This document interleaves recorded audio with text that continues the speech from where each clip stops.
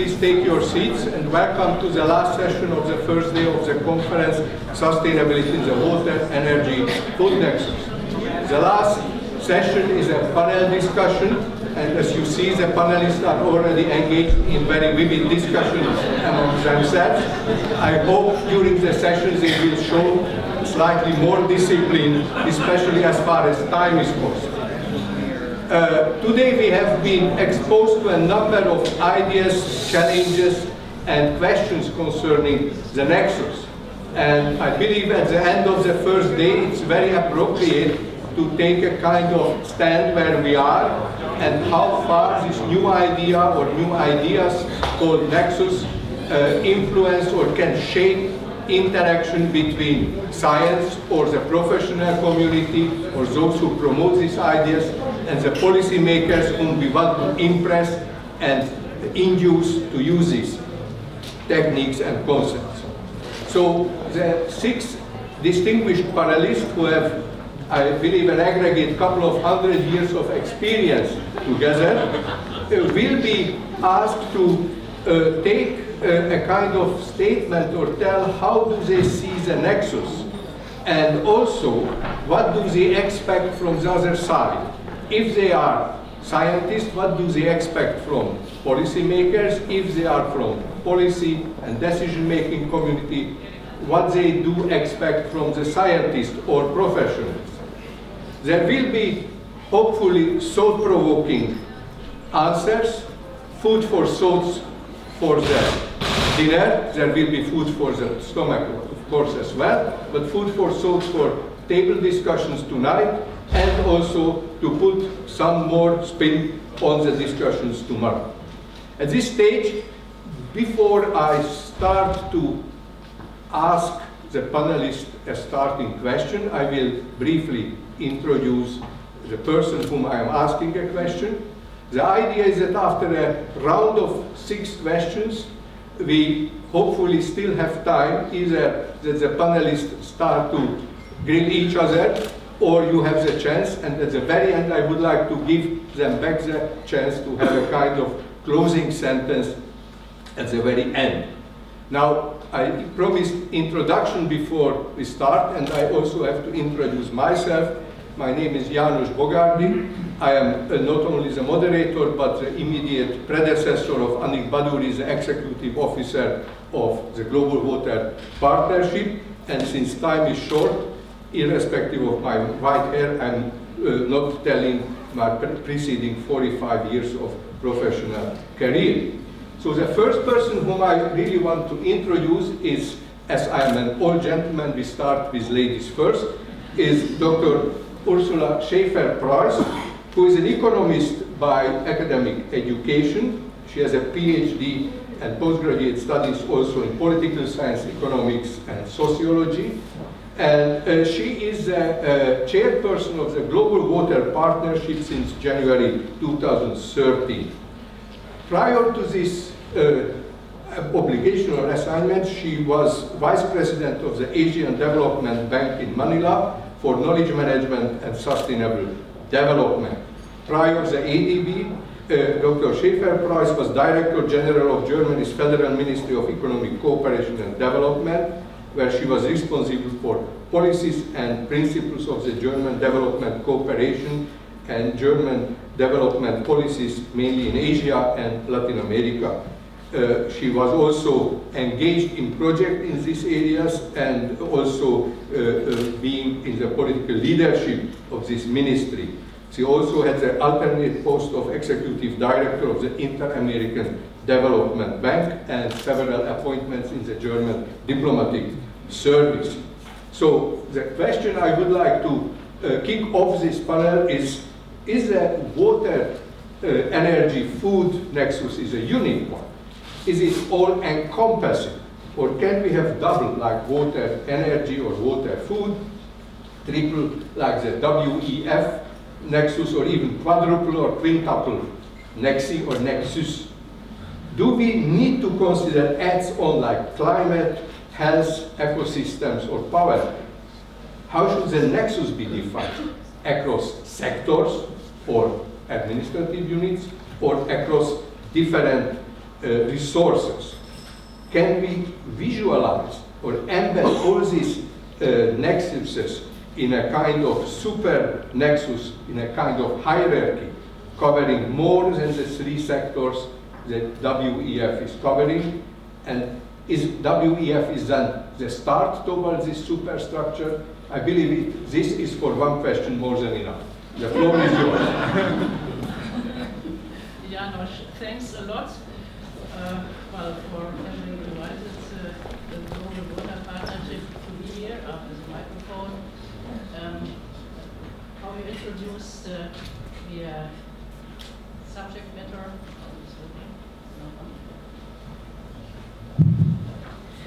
This is indeed, I think we could discuss this for hours, but let me just start in making a few remarks on the Global Water Partnership, because I saw in the program there's another GWP, this is the German Water Partnership. We are the Global Water Partnership for a water secure world. We are a global network spanning about 3,000 partners in 172 countries, and GWP is a partnership for sustainable development, active since 1996, established specifically as an outcome of the original Rio Conference. We are committed to equitable and sustainable management of water resources because we have seen the impact this can make on the livelihoods and the well-being of people and community. The human factor is, for me, very important. The 3 pillars of sustainable integrated water resource management that we work towards are the 3 pillars of sustainable development: social equity, environmental sustainability, and economic efficiency. Integrated water management and nexus approaches are 2 sides of the same coin. The ultimate objectives of both are to promote better resource use, to allow societies to develop ways in ways which are sustainable environmentally, socially, and economically. Our long-standing challenge remains increasing water security. At the heart of both approaches seek to promote integration in a complex and fast-changing world. Any framework for integrated management must take into consideration the local realities for human development. So this discussion on the nexus is extremely important at this moment in the context of the post-2015 development agenda at all levels. This year, the Global Water Partnership is working in partnership to undertake a series of country-level consultations using the suggested dedicated water goal as a starting point, and we support this strongly. It is clear to us that countries support both a dedicated water goal as well as increased integration across sustainable development goals, both targeted and integrated approaches. We have also been working in partnership at regional levels to see how nexus approaches can be implemented on the ground. It is our hope that nexus approaches, there are different ways, will benefit country-level efforts and priorities for water management and contribute to improved coherence for sustainable development on the ground. We need to avoid mental silos and to overcome the current piecemeal approach to solving water problems. This has been discussed back and forth also here this morning. This requires a major shift in practice for organizations accustomed to separating water problems by subsectors. In the water world, we must look at many different types of nexus: the gender and water nexus, health and water nexus. Different challenges require integrated approaches. I just wanted to mention here that in the context of the marginality discussion, Joachim von Braun and Franz Gatzweiler addressed the nexus of poverty, exclusion, and ecology. Also therein, one could find embedded water, energy and food. This means we have a vast menu depending on the focus and on the specific situation. Thank you. Thank you very much. Thank you for mentioning the Sustainable Development Goals, something which is looming in our mind, and one of the big challenges ahead, both how we formulate and then how we implement.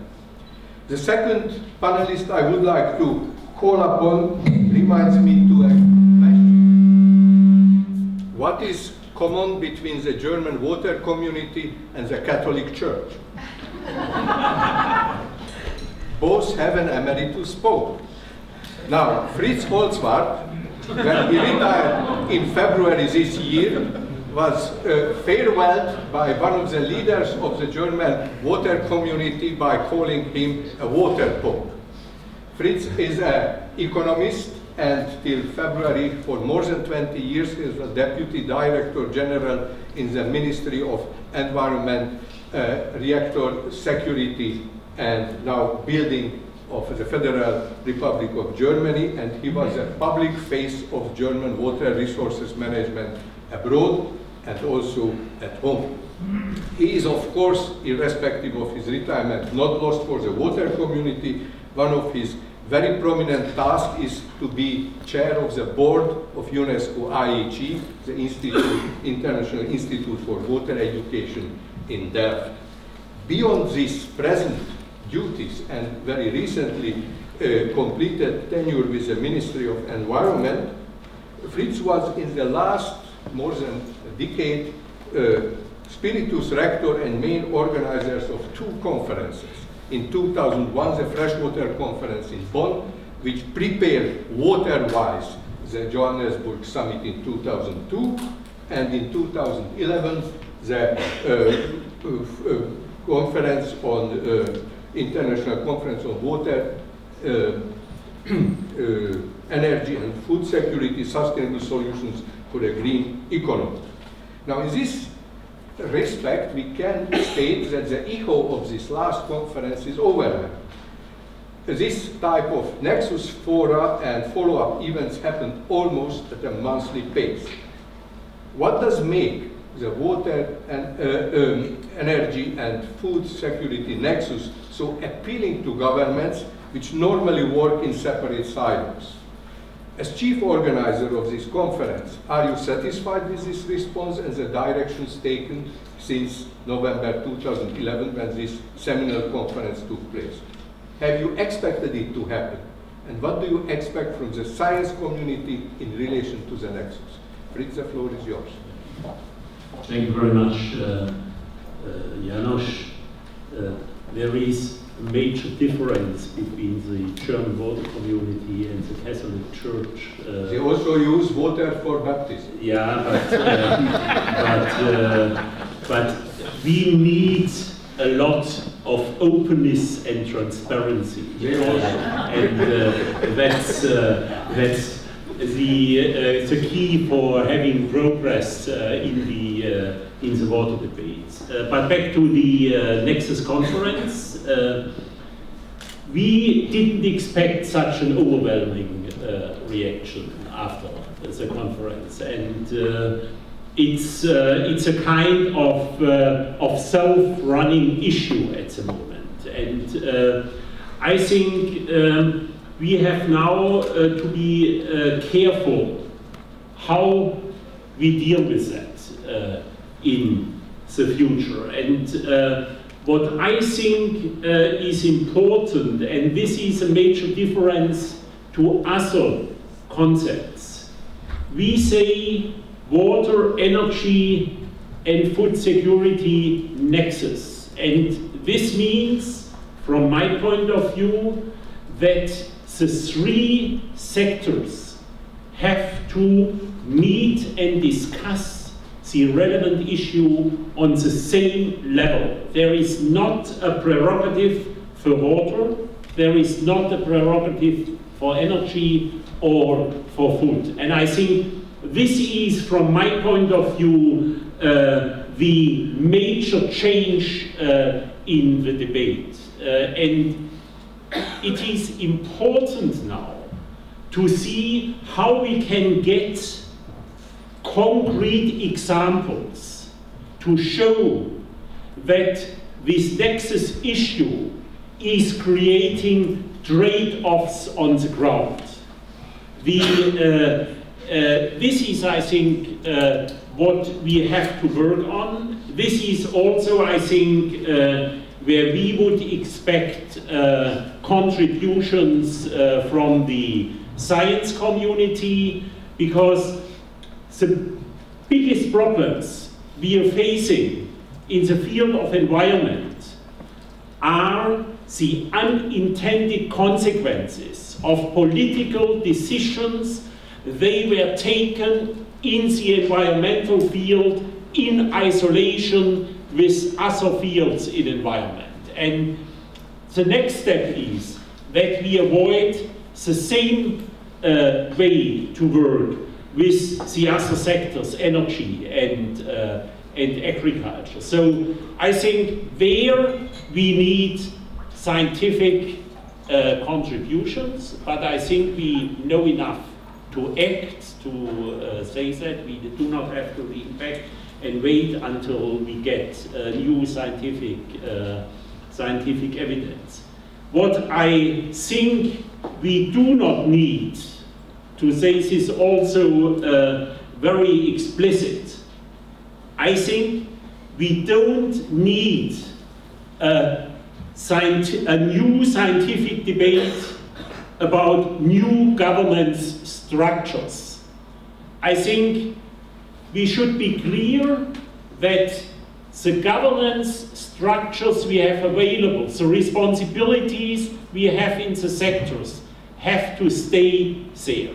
If we now start a comprehensive debate on new governance structures, we will come to a halt of a lot of debates where we are looking for concrete solutions. So I think there is a role for science, there is a role for policy and administration, and last but not least, I think we should be also clear that to develop further this concept is not the biggest problem. The biggest problem is to get political decision they are going to implement this approach, and the decision is not only for the concept. We have to make sure that further on it's also implemented, because it's easy to make a decision that we have to implement a concept. When it comes to implementation, politicians lean back and wait what the civil servants are doing. I think both things have to be in the hand of politicians to make sure that they take this issue serious.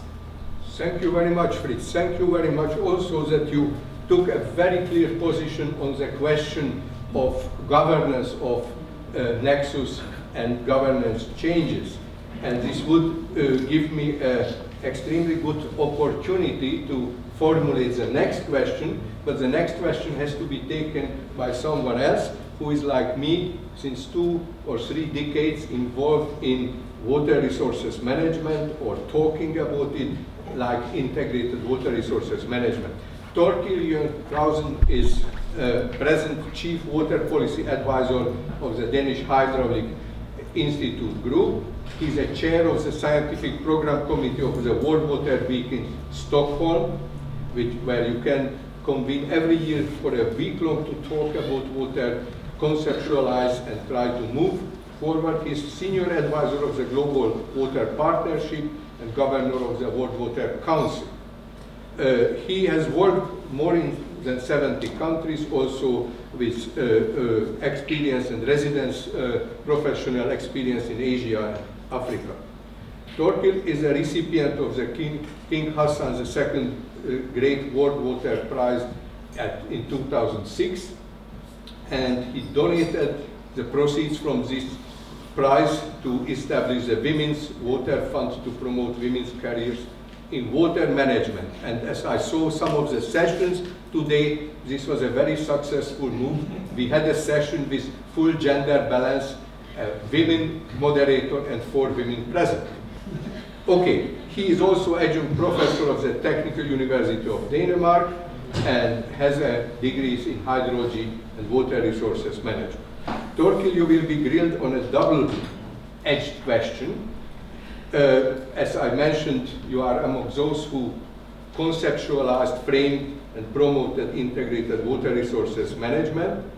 And the question is, how would you argue against the comment that IWRM is an unfinished business and now the new buzzword Nexus emerges? Does it replace integrated water resources management? Does it upgrade it? Do we have sufficient scientific basis for either one? But I don't let you get away with this simple question. Let me quote from 2 very recent conference summaries, and this is which links my question to what Fritz just said. The cooperation for water, energy, and food security in transboundary basins under changing climate, quite a short title, held in Saigon in early April 2014, addresses, among other aspects, sustainable development. The communication of this conference states, the Nexus approach provides a very useful policy framework to understand development opportunities and challenges, to involve multiple sector stakeholders. However, the implementation of actions to address the issues will and should take place through existing mechanisms and institutions bearing the Nexus approach in mind. Can this work as mandate, responsibility, and institutional cultures are not explicitly fitting what needed in the Nexus concept? Even the Nexus conference a month ago in Chapel Hills in March states in its recommendation number 4 that the SDGs must push national and supranational agencies to redesign institutional arrangement. Within the water and food sectors, there is widespread agreement that the crisis is first and foremost a governance crisis. Thus, how can we expect the Nexus to be implemented without profound governance and consequently institutional change as ultima ratio? So, Torkil, you have to answer Fritz, and you are exposed to these 2 questions to answer to the audience. The floor is yours. Well, I've had to answer Fritz so many times, so. And let me say that I come from Denmark, which is a small country, and you know, small countries and big countries and hegemons and upstream, downstream. So we have 80 million Germans sitting there, we have 5 million Danes, and yet I have to take my hat off to the Germans for the Bonn conferences, because, and Fritz, and then Manfred, who's not here, because in Bonn 2001, that conference, relating to your first question, gave rise to the Johannesburg RWM directive. If you remember the Plenary invitation of Johannesburg, all countries should develop RWM plans. Right? This was Rio plus 10. Now, in Bonn 2011, up to Rio plus 20, here comes the Germans with a Nexus. Well, the Nexus didn't make the cut in Rio plus 20. It didn't. In fact, the energy chapter of the future we want in the summit Rio plus 20 did not have the word water. We didn't get the message across. But it has come back. The Nexus has really come back. There's a Nexus meeting every month somewhere. So I think Germany has done, and I want to recognize Fritz and others in this room, the world a great favor, both by putting RWM on the summit agenda in 2001 and putting Nexus on the agenda in 2011. And the first one actually answers your question. There are, and we are talking science policy, okay, there are a lot of scientists and academics who love to criticize RWM. It's okay, but if you look at what happens, we know of at least 60 countries, 60 developing countries that have RWM explicit in their water law, in their water policy, in the water strategy, signed by the Prime Minister, passed through Parliament. And we have a responsibility. We cannot say now that, oh, now we've got a new idea, now RWM is done, now we do Nexus. We cannot, because these countries are committed And to me, the Nexus, and I think Ursula said it, and it's good to hear from the chair of the Global Water Partnership that I have served for so many years, it's two sides of the same coin. That's my answer. Because what the Nexus does is that it actually makes us work with those sectors rather than about them, talk about them. The problem of IWM has been that it's seen as not as a sort of water community thing. And that's why in Rio+20 the energy sector hasn't discovered that water is important. So the Nexus is really helping us here. And I think it's very good news for IWM. And so this is my answer to your first question. IWM is unfinished business, yes it is, but it is unfinished, but the Nexus will help the further development of IWM and vice versa. Now on the other question, because we organized this meeting you referred to in the Mekong River Commission every 2 years collects a lot of transboundary river basin organizations, and just a few months ago we had 20 of them in Ho Chi Minh City in Vietnam. And they have chosen to focus on the Nexus. Because transboundary water management, as we have also seen in some of the session here, is about reconciling energy development upstream with food production downstream and so forth. It's a major Nexus issue. And then from that one, the one you read, Janos, it was very clear from those people who were practitioners that you have to work with existing institutions. I mean, Fritz formulates everything better than I do, so you can take his formulation. I fully agree. We cannot start creating new institutions each time we get a new idea. And I think the power of the Nexus is if we can get the message across and get the existing institutions to work better and pick this up. Because if we create new institutions, as Robert asked me, we had a discussion in the coffee break, which one would you close? Right? And sometimes, in fact, you have seen water, you have seen ministers of water and energy say, yeah, we have a Nexus ministry, water and energy. What you experience is that you have an energy department and a water department that don't talk to each other, so nothing has happened. So I think our challenge is to use the Nexus. It's a great communication tool and use it to make the existing institutions work a lot better. I think that's probably enough for that, isn't it? Thank you. Thank you very much. Ladies and gentlemen, you saw that we started with 3 distinguished senior persons in the panel, some of them already in retirement, which makes them more relaxed to say what they really on their heart and mind. We are having now 2 further members who come to the sequence, who are coming from important BRIC countries. BRIC countries where the Nexus, if it is important in global scale, certainly even more important in the respective national or regional scales. The first among these 2 is Dr. Geraldo Marta, who is an economist, agronomist, trained in the University of Sao Paulo, and in agronomy he earned his PhD in animal science and pastures, also from the University of Sao Paulo. He is a member of Embrapa, the Brazilian Agricultural Research Corporation Strategy Management Committee, and member of the Commission of Sustainable Development in Agriculture of the Brazilian Ministry of Agriculture, Livestock and Food Supply. Since 2009, he has been coordinating a research group on land use dynamics and Cerrado regional development. This is from the National Council for Scientific and Technological Development of Brazil. Geraldo serves also as Coordinator General of Embrapa's Strategic Intelligence System and is the Deputy Head for Strategic Studies of Embrapa Studies and Training. He prepared a wonderful presentation to support his points, which we unfortunately unable to show due to technical reasons and the format of the panel. However, I would encourage you that after his oral presentation, you either bombard him to put on your stick, or later you would visit the Global Water System Project, a website where we definitely would put it online that you can see. So Geraldo, if we talk about Brazil, the first word in the context of the Nexus is biofuels. They are highlighted as one important Nexus dimension, but also blamed for food price increases. Some defend it by arguing that energy crop farmers earn more and can thus afford higher food prices.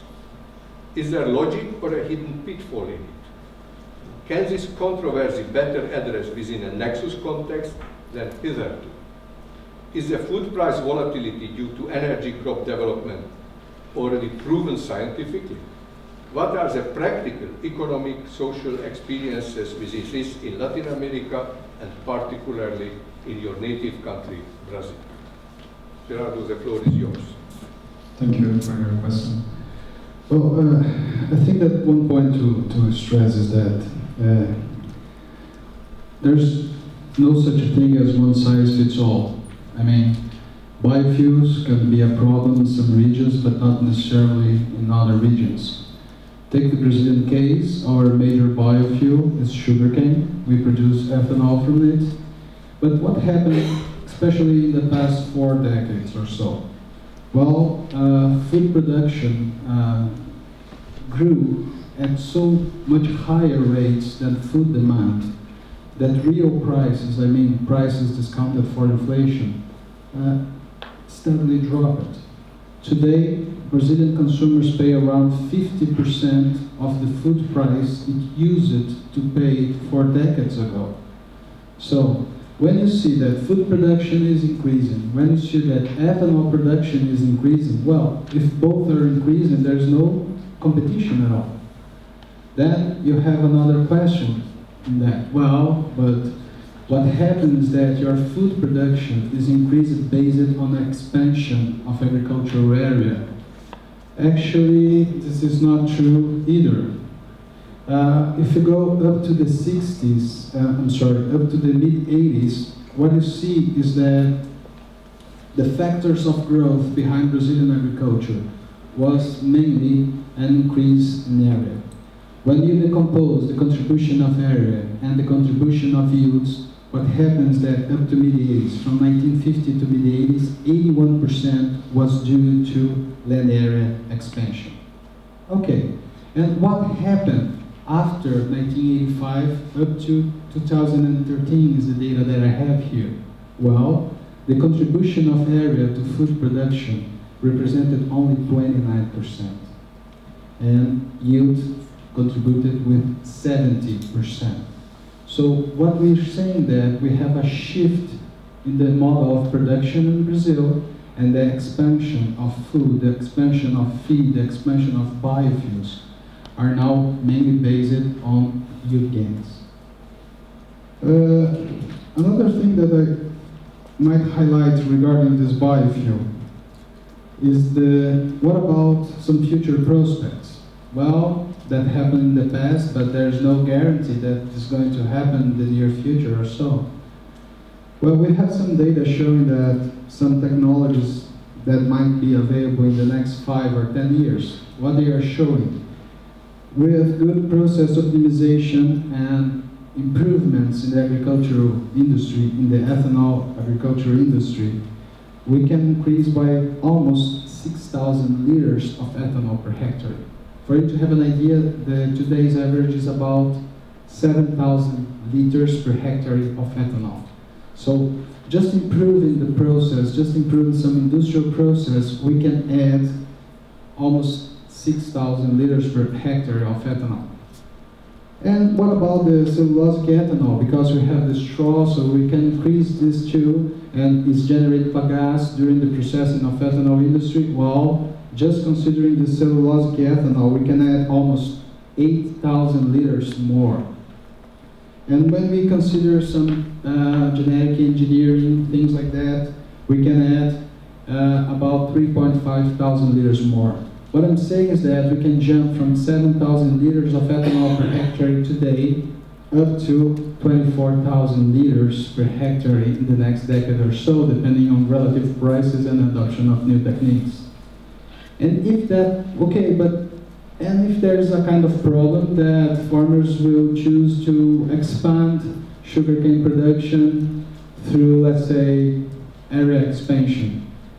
Well, you need to consider that in Brazil we have 160 million hectares of cultivated pastures and native pasture of pastures. So when we are talking about this, we are saying that just minor increases in pasture productivity, this can means that we can release a huge area to other uses, whatever is sugarcane, soybean, rice, beans, forests, whatever you want. So, Professor, I think that this will be key, this land-saving technologies, coupled with this technology in the ethanol industry. I don't see this kind of competition. And when you consider the deforestation rates in Brazil, they are steeply decreasing in the past 10 years, 8 years actually. This reinforced my point. And for you to have an idea, one last comment, Professor. I'm not sure if you know this, but over 60% of the Brazilian territories is still preserved. Brazil became an agricultural power in the past 40 years, and 60% of its territories is still preserved. In terms of the Amazon biome, we're talking about 80%, just the way it stands when Brazil was discovered 500 years ago. So we have this option to continue increase food, feed, and biofuel production without further encroachment in native vegetation. We do have this potential. Thank you. Thank you very much. Thank you also for this positive message. I'm coming from a country which has 93,000 square kilometer area, and when you just said 60% of Brazil is still pristine, I multiplied the 9 million square kilometer with the 60%, and I became very, very envious. Okay, next panelist whom I would like to introduce is Dr. Dinesh Kumar from India. He has a PhD in water management and a couple of decades professional experience undertaking research, field implementation, and consulting in field of water resources. He is currently the Executive Director of Institute for Resource Analysis and Policy in Hyderabad, India. He has earlier tenure with the International Water Management Institute. His internationally acclaimed works are on assessment of water productivity in agriculture, hydrological and economic aspects of small water harvesting and artificial recharge, energy, groundwater nexus, land water food nexus, economic valuation of water in agriculture, and global virtual water trade. So you are predestined to the nexus question. And I would like to challenge you with a story or some kind of, view, which is quite simplistic, but quite frequently heard, and it's quite a concerned one, that the recent irrigation development in India, which is based to a large degree on subsidized energy cost, contribute to an unprecedented lowering of the water tables. Crop production and consequently farmers' income might have increased, but the whole scheme is ultimately unsustainable. How much truth is in this statement? What are the challenges to be addressed by science and governance alike? Is it a balanced use of limited resources to achieve legitimate development objectives of a country of 1,400 million people? And how far can the Nexus approach safeguard sustainability and be the framework within which both the societal objectives and the environmental concern can be reconciled? Dinesh, the floor is yours. Thank you, Janos, for this beautiful question. Pretty difficult to answer, but I would like to begin by saying that the problems which are now being talked about in the Indian context, in India's water sector and energy sector, they're far more serious than what the official the documents produce. Now look at, if you look at this country, I'm sure many of you are not familiar with India's water landscape. We have two distinct regions. One is this naturally water scarce region, semi-arid and arid conditions, a lot of arable land, high productive region by virtue of the climatic conditions. Then we have water abundant region. It's entire Gangetic basin. Most of the Gangetic plains is water abundant. But in terms of climate, for producing crops, it's not really great climate. The climate is not really favorable. The agricultural productivity is very low. The land holdings are very small. The population, the pressure on land by the population is extremely high. One of the highest population densities in the world in the Gangetic plains. But you have abundance of water resources. In fact, 70% of our water resources are the Gangetic plains. Now, where are the problems? We have been developing our irrigation systems after independence. A lot of focus on surface irrigation, but there is a limit to surface irrigation development.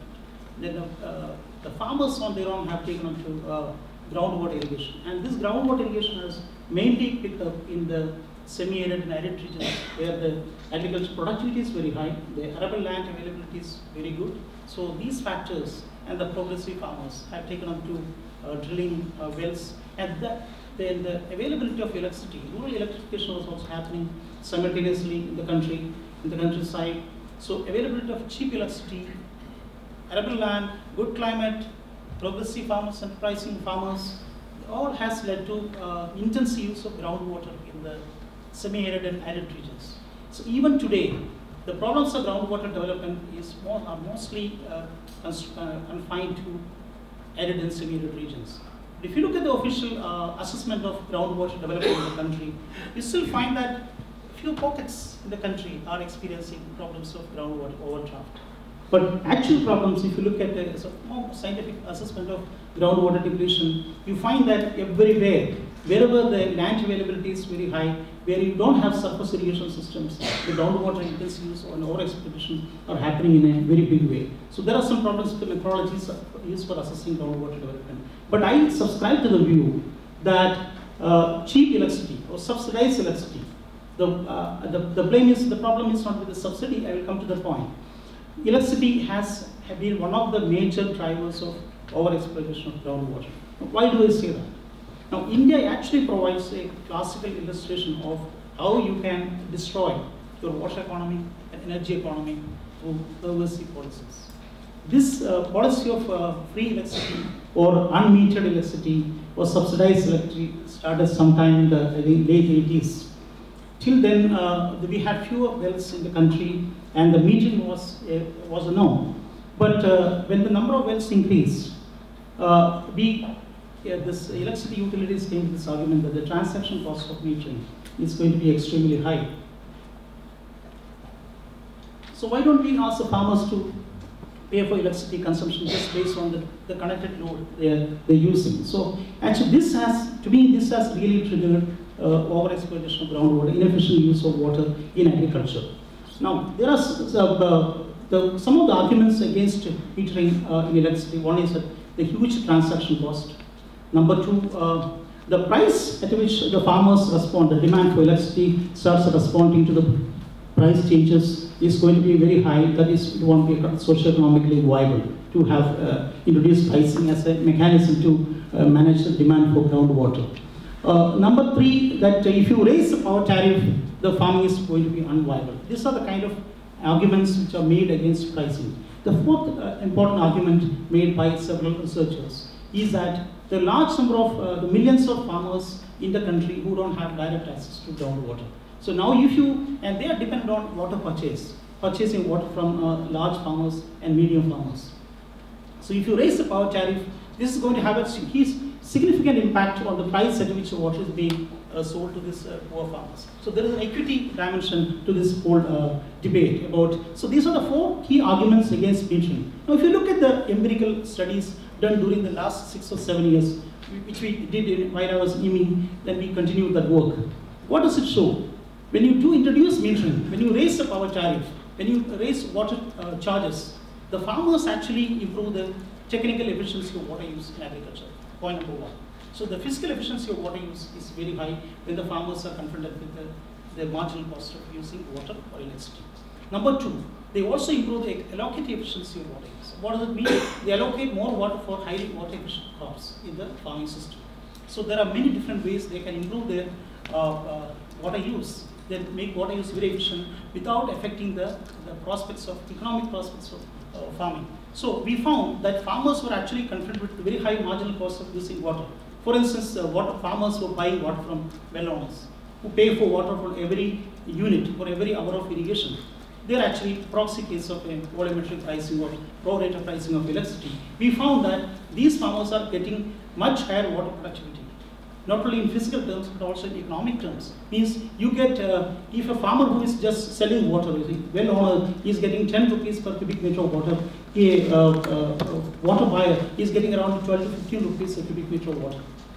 So this is so they also get a much higher income from every unit of land. So the argument that this raising power tariff is socioeconomically unviable stands really exposed. So the farmers, in fact, they are getting better benefit. How they get benefit? Because they will need to take more risk. The moment they are confronted with the higher cost of using water and electricity, they are willing to take more risk. So the argument that this will affect the prospects of farming, it will be unviable, politically it's infeasible, these arguments really stand, the validity of these arguments need to be really questioned. Number two, today, we are a country which has got around 25 million wells in the agriculture, in the farms, 25 million wells. So how do you meter this electricity? This was a big question 15 years ago. But no longer it's a big question because we have got all this internet and satellite technology, mobile phones. Farmers have access to mobile phones. And as many of you might be aware, India is one of those countries which has got largest number of mobile cell phone connections per capita. So now you have this internet technology, we can easily introduce some of this technologies like prepaid meters, and the farmers can use activation code to run their pumps. Electricity utilities can ration their energy allocation to farmers. So these technologies can be used to reduce significantly the transaction cost of metering. So this argument also is no longer valid in the case of agricultural energy and water nexus. This is the point which I want to make first. So the second point I want to make is that there's a lot of people make arguments about, we have this groundwater depletion problems in the arid and semi-arid regions. Now, what do you do about that? Why don't we produce more crops in the regions which are water abundant? This is one of the biggest arguments which have been by some institutions like IMI today. Now, if you look at those water abundant regions of India, what's the reality? The reality is that most of the farmers, 90% of the farmers in the region, they are marginal farmers, having land holding less than 1 hectare of land. And they are buying water from this rich well owners. So, now if you the argument is that if you give them free electricity or if you give power connections, they'll be able to produce more crops. The reality of the region is that you don't have much land left uncultivated. The land use intensity and cropping intensity in this region is already very high. It's in the range of 200 to 250%. So there is nothing you can do in the region. Maybe you'll be able to increase this crop productivity by 10 to 15% using new crop technologies. But there is a huge limitation induced by land holding, induced by climate, and the overall socioeconomic conditions of the farmers in the region. In fact, it has one of the largest number of poorest people in the world, the Indo-Gangetic, Eastern Indo-Gangetic plains. So there isn't much we can do in terms of raising agricultural productivity in the water-rich region. We really have to focus on water-scarce region, which doesn't have much, which have a lot of arable land. But what do you do? The biggest, at the conceptual level, the biggest thing you can do is to transfer water from the water-rich region to the water-scarce region, which has got plenty of arable land. And then what you do in the process is that you are increasing the utilization of water in the water-abundant region, which now goes uncaptured. There's a lot of surplus water in the Indo-Ganges, Brahmaputra, Meghna basin, but it doesn't have so much arable land which can absorb this water. But there is a lot of land in the peninsular India region, in the western India. These regions can actually take the water and produce more crops, and they can export this water. So you're also looking, using this concept of virtual water in the reverse order. So the water scarce regions will be producing more crops, using the imported water from the water-rich regions. And then in turn, the water-rich regions should not have much problem in doing this because they are going to get more grains. In fact, all the water-rich regions in the country, they are food insecure. So there is a substantial argument, there is a rationale behind pushing this argument that the water-rich regions give away the water to water-scarce regions, and in return they take food from the water-scarce regions, which have very high agricultural productivity, very progressive farmers, socio-economically better conditions. These are the two arguments I want to make. Thank you very much. Thank you, both of you, for showing the magnitude of the problem, the scale of the problem. And as I just checked the time, we certainly will have time for interaction with the audience, and I'm sure you will get some very pertinent questions, both for your explanations and also contributions. But let me come to the last member of the panel. It is Professor Jakob Rhyner, who is the Vice Rector in Europe of the United Nations University and Director of the Institute of Environmental Human Security. Jakob is a physicist with a very well-designed career, some years in US in theoretical physics, then he went to industry to work 10 years on high voltage energy transmission, so he can be very practical on the energy issues. Then doing mountain risk research in Davos, not in the economic forum, but close by. And since a couple of years, he is here in Bonn to upscale all these experiences within the United Nations University. And he was till mid-2013 co-chair of the implementation team of Future Earth, which is a redesign mechanism, emerging new framework of global environmental change research worldwide.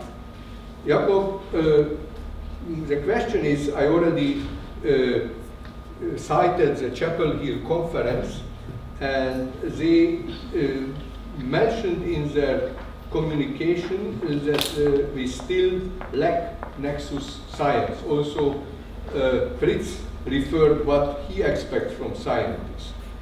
But the recommendation 9 in this Chapel Hill communication is quite vague and calls for inter and transdisciplinary science for Nexus. Does Nexus science exist from the point of view of a scientist? Can it be conceived? What will or could the science community do in this regard within this emerging Nexus framework of Future Earth? Well, thank you, Janos. Is it done? No. Yes. Should Nexus science exist? You asked for provocative answers. I think it shouldn't exist. There should be no such a thing as Nexus science. Let me explain. I think science should act in a way to incorporate Nexus thinking. It should be open to Nexuses. The water, food and energy Nexus is certainly a very important one. There are many others. But I don't think there should be a new field called Nexus science, because with new names, new sciences, it is, I think, just with new institutions, trying to create new institutions for every new idea. I think Nexus is a really beautiful idea, I think, for identifying gaps in cooperations, as has been said by my colleagues, by identifying gaps in the cooperation between institutions, and then behind such a working title, Nexus, you can hopefully group the politicians, for example, to act, the administrative people to act better together, but also the scientists. I think science and administration in this sense work very, very similar. So science as a working title, I think, is a really good thing. Science as a new type of, for example, funding instruments, then excluding other parts, other important connections, I think might be rather damaging. So I would really like to have it as a kind of a very flexible concept. I think there should be two things which, now let me still call it Nexus science, which Nexus science should try to take a lot of care. I think it can be most useful where there are payoffs and competitions between the different parts, where there are payoffs between sustainable food production and sustainable energy production. And I think there are lots of payoffs. Some have been alluded to. There, I think this Nexus approach can be very meaningful in the sense of identifying mechanisms, in the sense of providing data, simply to provide to the decision makers a way to talk about it, and in a way to quantify the problems and to see the easy and the difficult variables. This is the first thing I think is important for Nexus science. The second, I think, is that it is modest. In connection with new scientific directions, I hear scientists, and I'm a scientist myself, so my colleagues and myself are often saying, well, if the politicians would just see it and follow us, then things would be more easy. I think we should be more modest in the sense that we ourselves have a kind of adaptable approaches, just trying to take into account that we might not be completely right, hopefully not completely wrong, but we might have to revise our points of view in 5 or 10 years. So I think adaptable approaches which are really amenable to changes, I think, are very important to Nexus type science.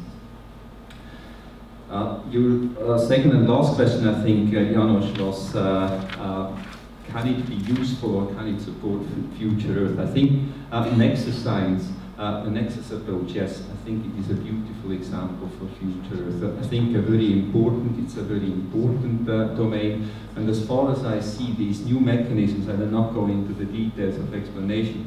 I think one of the important things, there are not many water projects at the moment. So I think the Nexus approach with a real even emphasis on water, I think, can be a very important part. So the success of the GWSP project, for example, I think can be a very valuable input and pivot for future. Thank you very much. Ladies and gentlemen, we are in the pleasant position that we have more than 20 minutes discussion time left. And I have two options. One is that I am trying to get the panelists against each other, which would be fun, but they already have spoken. And I believe the audience was a very attentive audience. I saw almost no one leaving the room for whatever reason. So I would rather opt for that opening and the floor to ask questions to the panelists, either to their presentation and answers, or to whatever subject you may want to hear their wisdom. So when you be given the floor, please identify yourself with your name and affiliation. And if you want to ask particularly one of the panelists, please say also from whom you want to have an answer. So, the lady next, please. Janet Herring from Erlangen, thank you, in Switzerland. So I throw this up with anybody in the panel who would like to answer. And the question is, where do you see the biggest gap in this transfer of knowledge, exchange of knowledge between science and policy? What would be needed to make that really effective? Thank you, an excellent question. Torkil?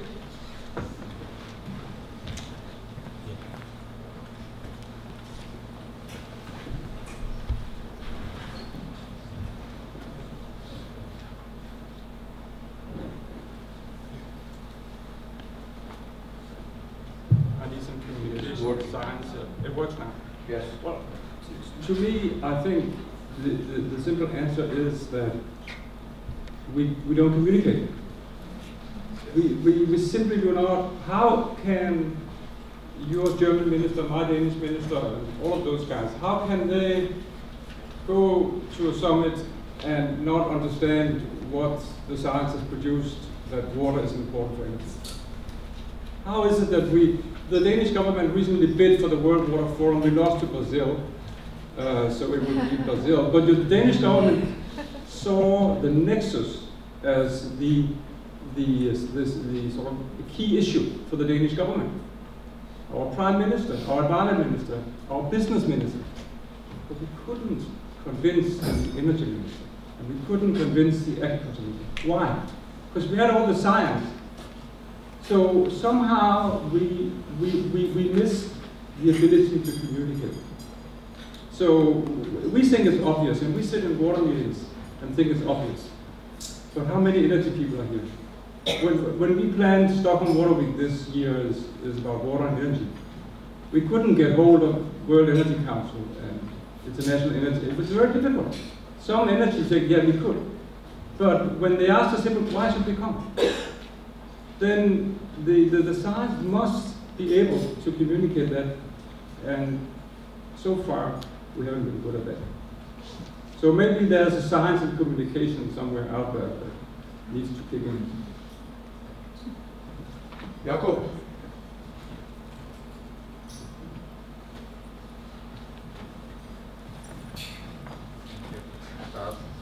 I think there are, and I can tell you during my career at the various places which Janos mentioned, there are many places where this communication works very well. For example, when I worked in industry, it had to work very well. We had to do fundamental science, but we had to bring it into product. So I think the main ingredients were in every case where it worked well, we needed champions on both sides, on the side of science and on the side of practice. What did these champions have to do?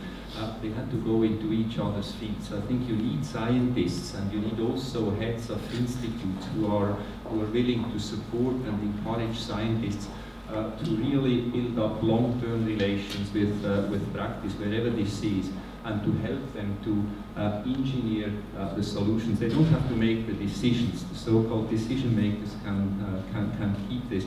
But this involves, unfortunately, as many scientists think, needs to be large parts of activities which are not scientific in themselves. So you need to support, I think, science managers need to support people in doing quite a lot of non-scientific work. On the other hand, on the practical side, you need the champions who are willing to think about the questions they might have in 10 years from now, not just about the details they have to solve on now. So people who ask, why should we come? They're maybe not the right ones. So we need to find, and in my experience, you don't need many of these tools. You don't need many of the scientists who want to work on, so to say, the non-scientific part of the chains, and you don't need many practitioners who think some steps ahead, but some you need, and I think where you have them, and these relations can only be generated and maintained in very long time, very long-term cooperation. I think where you have them, very good. I think we have a lot of scientific evidence on the table, and I would follow what Torkil said and what Jakob said. There is a communication issue, but I also think there are gaps we have to identify carefully. We know enough to act, this is clear. But I think we also have to see there are gaps we have to close. But the major point from my point of view is, even if we have a proper science policy interface, and this is totally different from the role of science in the context of industry, market developments, and others. The difference is that politics is thinking in 4 years election terms. They always have a short-term perspective to get re-elected after 4 years. The issues we are talking about are issues they last 8 years, 12 years, and the challenge is how are we able to create measures, to offer solutions where politicians are in a position to provide the voters with monitorable results, where they can show that change of policy, redirection of policy is coming, does have effects on the ground for people. So this is, from my point of view, the major issue, that the time frame of politicians and the time frame of scientists are not really overlapping in a broad sense. Ursula? Well, I come from development cooperation, development policy. I've been in that for about 40 years. Development cooperation, development policy is a long-term issue, and this, in a way, comes to what Fritz has just said. That means, in a way, we have to reconcile or find ways how to convince politicians who think in 4 or 5 year terms on the longer term issues which affect the society and which should contribute to their well-being. That means, and this is also something where science can play a role, but we have to find the appropriate ways to communicate between science and between politicians. One other issue I would like to mention here, just looking in the German scene, so to speak, with all the many organizations, research institutions, universities, environmental activities, looking into water and how they do not talk to each other and how do they not properly communicate their experience, lessons learned and so on. And then looking into the Global Water Partnership, we talk to the local people on the ground. And well, we have a representative here from Ukraine who knows what is going on the ground in his country with all the challenges on top that they have. But that experience they have there, the farmers in the agriculture and so on, this has to be shared at a higher level. This is not easy. This is a capacity development and a knowledge management phenomenon. That means we have a lot of challenges, and how to bring this all together in very understandable and digestible language to the politicians. I think we have lots of challenges. There are recipes, but we have to properly translate the experience from the ground into political decision, which does not stop after 4 years, but goes much more behind that. Thank you. Let me just add that the Global Water System Project, which is co-organizer of this conference, embedded this conference, or vice versa, into a summer academy, where 15 young scientists are just exposed and trained or educated to be better communicator across the policy science divide. Of course, it is the famous one drop on the hot stone, but at least it is a first drop, at least as far as this project is concerned. Please.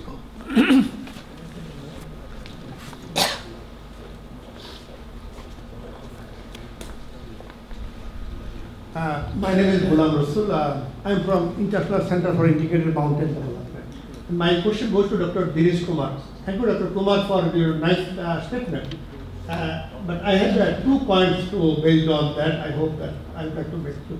Number one, you suggested the full cost pricing of electricity. My question is that in Indian context, where millions of people are less than $1 per day income, and if you withdraw the subsidy, that input cost withdrawal means that will increase the total cost of production of food. And what will be the impact of net buyers of the food who are living less than $1, and what suggestion mechanism you want to for that people, one thing. And my second question, that you have made a recommendation to you say that water abundant region from not not the region of the India like Brahmaputra or Ganga to peninsular, all that. So I think this is a very serious issue and very well thought out.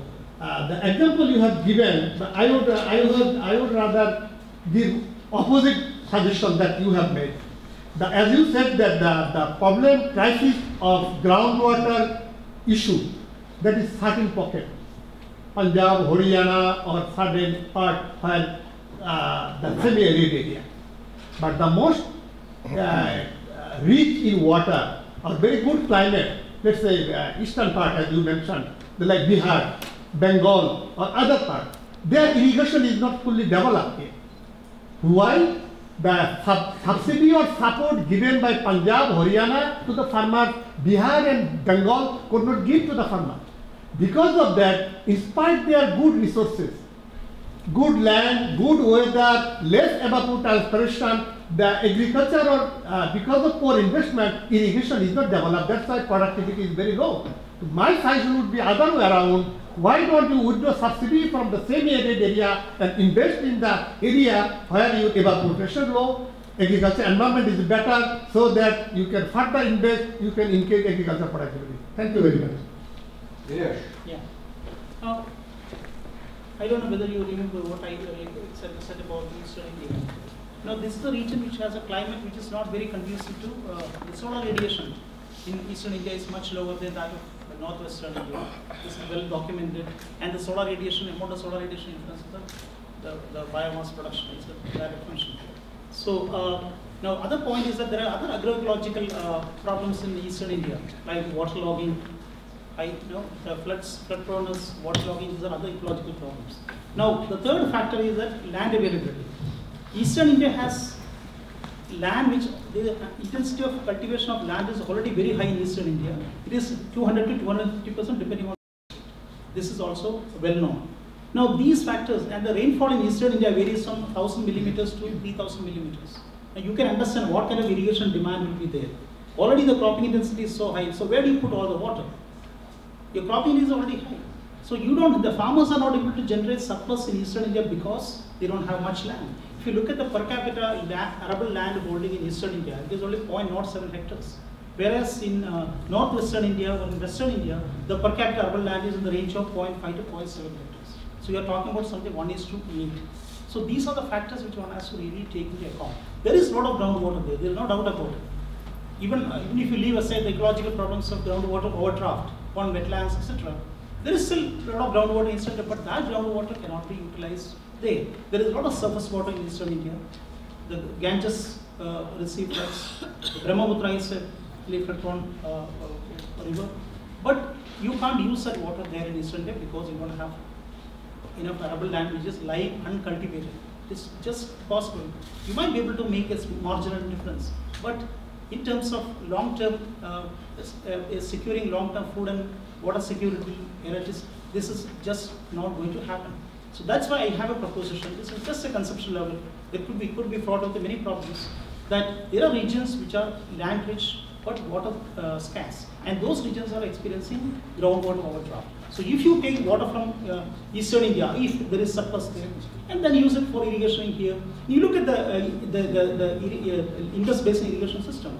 You have one of the largest water recycling machines in the world by nature. You take water from the Indus, flood it in the entire alluvial system, the water recharges your groundwater system. So your groundwater system also becomes, irrigation also becomes sustainable. A similar kind of thing you can think about in Indian context. So when you have surface water, that surface water not only it replaces your groundwater irrigation, but it also recharges your groundwater system through return flows. And that can sustain, that can improve the sustainability of well irrigation in the areas which are facing serious problems of overdraft. So you are also solving the problem of excessive use of energy for irrigation. So energy footprint can be reduced. Your agricultural production becomes more sustainable in the semi-arid regions. So these are some of the benefits you get. You're increasing the utilization potential of the available water resources in the country. So today we are using only a small fraction of the total amount of surface water because you're not having a system to transfer the water from the surplus regions to the scarce regions. This is a problem. Did I answer your question? though you won't agree with me. We'll discuss later on that. I think Okay, there's a lot sure. of issues on that. Dr. Ali Rafa, you are working on dryland, so I'm curious what will be your question. Thank you, Janos. Zakir Adil from United Nations University. I'll follow your lead, Janos, and I'll have a provocative question for the panel. I think Torkil made a statement that IWRM and the Nexus approach are flip sides of the coin, and that seemed to be supported by Ursula's statement. I would argue that actually, from a political standpoint, the water, energy, food nexus is a way of water issues to ride the coattails of energy and food issues, because they're actually much more tractable in a political context. They're, to quote what Fritz just said now, in terms of the time frame of 3 to 4 years to 5 years, the energy and food issues can really hit a government hard, and they're paying a lot more attention to that. So by hitching our wagons to energy and food, we're actually making ourselves a lot more relevant to the politicians and to the political debate. Also, if you look at the disturbances, for example, the food crisis of 2009 created riots more or less across the developing world. I know in Pakistan there are demonstrations against energy shortages going on all the time. I've never heard of protests around water shortages. There may be some, but the issue is that from a political standpoint, energy and food are much more tractable, and we're trying to integrate with them rather than incorporating IWRM concept into a new cloak. Okay, I see that again many of the panelists will answer. I still have one question, so please be succinct and okay. So who starts? Well, Torkil, and then pass it to Geraldo. Adil asked me and said he disagreed with me, and I agree with the deal. So I don't know how to answer, because I think the implication of what you're saying is not that RWM is irrelevant. No, I didn't say that. Exactly. So what is the Nexus is really making that link that RWM has had a difficulty doing. Because, as you know, these issues are politically much more tractable. Well, floods and droughts are politically tractable. So there are water issues that are politically tractable and can get people to shout, right? Such issues do exist. But you are right. And that is why I said that in my life, since working with RWM for 20 years, the Nexus was great news. So I agree with you, and what I hope is that next time we have a Nexus meeting, it is not organized by the global water system. Then it's organized by some people in the energy or food sectors that feel a need to talk with water people. But at this point, up until now, since Bonn, the Nexus has been talked about among water people, not with the other people. So I think we have a real challenge for the next meeting. Geraldo. Just 2 quick points. I think that sometimes based upon the same evidence it's possible to pursue quite different policy options. So policymakers, they receive many inputs, and I agree with you. Sometimes it's difficult. They have energy, they have food. Let's say the evidence perhaps lead them to do that. But there are another point that I think that we need to discuss a little bit more is about the uncertainties around information. And sometimes uncertainties are not that big regarding food and some issues, because we are seeing people starving to death, unfortunately, sometimes. And sometimes we have some uncertainties. And the information that goes to the policymakers let them a little afraid of some course of action. My point is that we need to put more effort to generate more evidence and to reduce some uncertainties. And then we can go toward what you're saying. Put everything at the same level: energy, water, and food. Ursula? Well, I just want to remind you all that the Secretary General has stated a couple of years ago, water is life. And I think this one really has to have in mind. Without water, we cannot live. And energy and food, this is another issue. It's better to be sold and better marketable, but and water is flowing around everywhere. But also for that, the Global Water Partnership with many others together, many governments are behind that, are so much supporting and in support of having a dedicated water goal, really to focus on the various issues related to water, including the interlinkages with other sectors. So this is my answer to your provocative question. Fritz. I think we are always complaining about the priority listing of water in the political agenda. This was not your point, Adil. But I think we need, as Torkil said, more direct dialogue between water people and energy people, and water people and agricultural people. And I think the problem is that water is recognized by politicians if you have catastrophes. This is something what always works. In Germany, our last year's floods, all politicians, they thought they can reduce the funds for flood protection. Now they like to double it. So this is how the system is working, and we have to make sure that we get a more kind of continuity in our debates. This is not so easy. This is easier with energy and food, but I think it's also necessary to have it in the water field. The last question will be placed by Professor Rundrock from UNESCO IEG, so I save you to introduce yourself. Please shoot. Thanks. I'm afraid my point was almost made already, because I want to link to the disasters which were just mentioned. Generally, I want to make the comment on the dominance of the water people and the difficulties to communicate about the Nexus. Whenever I had a chance to discuss with a policymaker or with a layman, they maybe not immediately get what the Nexus is, a particular term, but after one discussion, nobody ever said to me, oh, Stefan, that's a bad idea. They always agree that, of course, we need to, in an integrated way, look at the development and sustainable development, water and energy and other resources. And they always say, oh, that's a good idea, it's practical, it's very clear. But they always see the fragmented governance of it and the issues to actually implement that.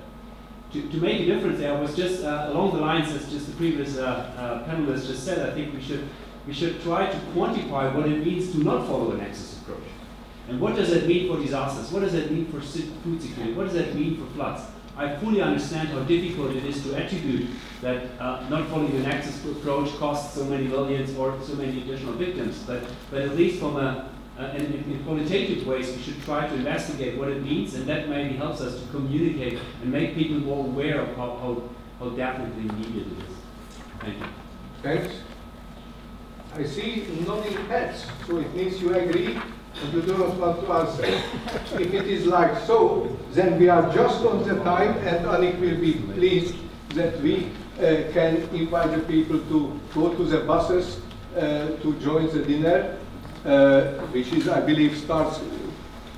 Is there someone from the organizers who can tell it exactly how to behave, where to go, and things like this?